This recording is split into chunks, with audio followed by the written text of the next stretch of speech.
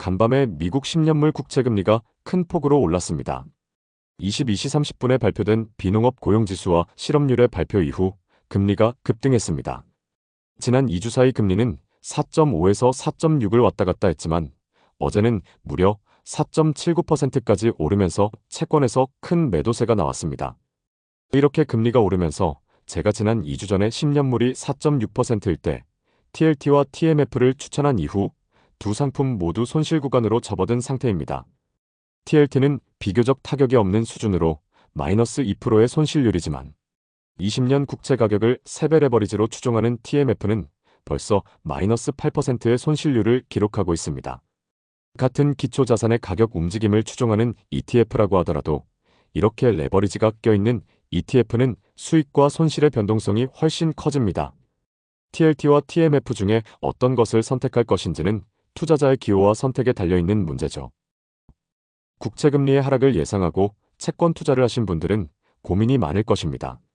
하지만 어제 이후로 채권 투자의 기술적 완성도는 더 올라갔다고 보여집니다. 정말 추세의 끝부분까지 파동이 진행될 때는 저렇게 볼린저 밴드의 표준 편차로 241 상단선과 하단선을 터치하고 넘어서게 되죠.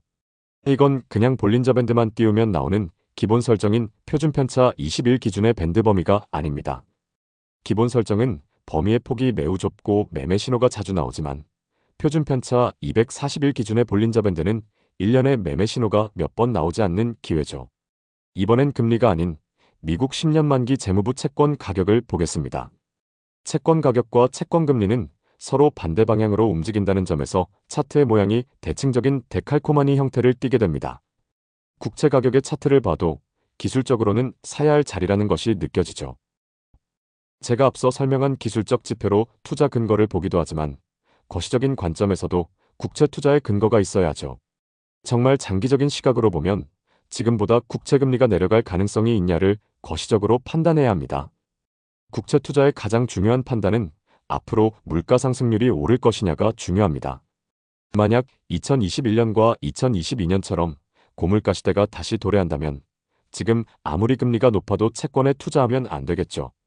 그렇다면 현재 상황과 2021년, 2022년의 상황을 그리고 지표를 비교해 봐야 합니다. 제가 이전에 올린 영상 중에선 전 세계 원자재들의 종합지수인 CRB 인덱스가 있습니다. CRB 인덱스는 가장 중요한 원자재인 19개 상품의 가격들을 종합하여 추적하는 지수입니다. 2020년의 코로나 폭락장 때 CRB 인덱스도 폭락하여 크게 내려간 적이 있죠. 하지만 그 이후에 각종 원자재들이 오르면서 CRB 인덱스도 큰 추세로 올랐고 이 부분이 생산자 물가지수인 PPI도 자극하고 그게 소비자 물가지수인 CPI를 자극하면서 미국은 금리를 크게 올려야 했습니다. 최근의 흐름을 보면 지수는 2022년 초의 고점을 넘은 상태로 앞으로 물가 상승을 예상하는 분들이 많습니다. 최근 원자재 지수의 흐름은 채권 투자하기에 불리해 보이는 건 사실입니다. 하지만 CPI 상승률을 보면 그때와 비슷한 상황은 벌어지고 있지 않습니다. 당시의 물가 상승률이 엄청나게 오른 이유는 CRB 인덱스가 크게 상승한 것뿐만 아닌 다른 복합적인 요소가 컸습니다. 글로벌 공급망 압력 지수, 글로벌 서플라이 체인 프레셔 인덱스는 약자로 GSCPI라고도 합니다. 공급망 압력 지수는 전 세계적으로 공급망이 얼마나 긴장하고 있는지를 나타내는 지수입니다. 이 지수는 공급망의 지연 시간과 운송 비용, 재고 수준 등을 파악하여 산출된 데이터로 이 지수가 올라가면 공급망의 차질을 빚고 있음을, 이 지수가 내려가면 공급망의 연결이 원활해진다는 것을 알려주죠. 글로벌 공급망 압력 지수는 뉴욕 연방준비은행에 들어가면 볼 수 있는 자료입니다. 보는 것처럼 미국의 소비자 물가 상승률이 크게 올랐던 시기는 코로나 이후 GSCPI가 크게 오른 시점과 일치합니다. 당시의 공급망 차질은 원자재를 생산하는 여러 나라들이 일시적으로 생산을 줄이거나 근로자들이 격리되면서 문제가 심각했죠. 그렇게 증가하는 물류 이동의 지연은 공급망 압력 지수에도 그대로 나타나면서 결과적으로 물가가 상승하는 원인 중 하나이기도 했습니다. 또 원자재 가격들의 종합지수인 CRB 인덱스를 보면 거의 20년 전인 2008년과 비교하면 오히려 낮은 수준입니다. 이렇게 인플레와 원자재 지수를 같이 보면 더 명확하게 알 수 있는데요. 2008년이 오히려 지금보다 원자재 지수는 훨씬 높았지만 물가 상승률은 2022년에 비해 2008년이 훨씬 낮은 수준으로 상승했습니다. 2008년에 비해서도 적게 오른 원자재들의 가격 상승에도 2022년에 엄청난 인플레가 나왔던 원인은 저는 글로벌 공급망 압력 지수를 해답으로 보는 것이죠. 그래서 지금 원자재들이 오른다고 2022년처럼 크게 걱정할 필요는 없습니다. 다만 트럼프의 관세 정책은 공급망 압력 지수에 영향을 줄 수도 있습니다. 고율의 관세로 무역 거래가 방해받고 물류 이동의 지연이 발생하면 특정 부품이나 원자재들의 공급이 부족해질 수도 있죠. 2021년과 지금이 다른 이유는 연준의 통화 정책에서도 바로 알 수 있습니다. 2020년 3월 연준은 주식시장이 폭락하자 기준금리를 0.25%로 급격하게 낮추고 양적 완화를 시작했습니다. 양적 완화는 미국 연준인 중앙은행이 재무부가 발행하는 국채를 직접 인수해주는 것을 말합니다.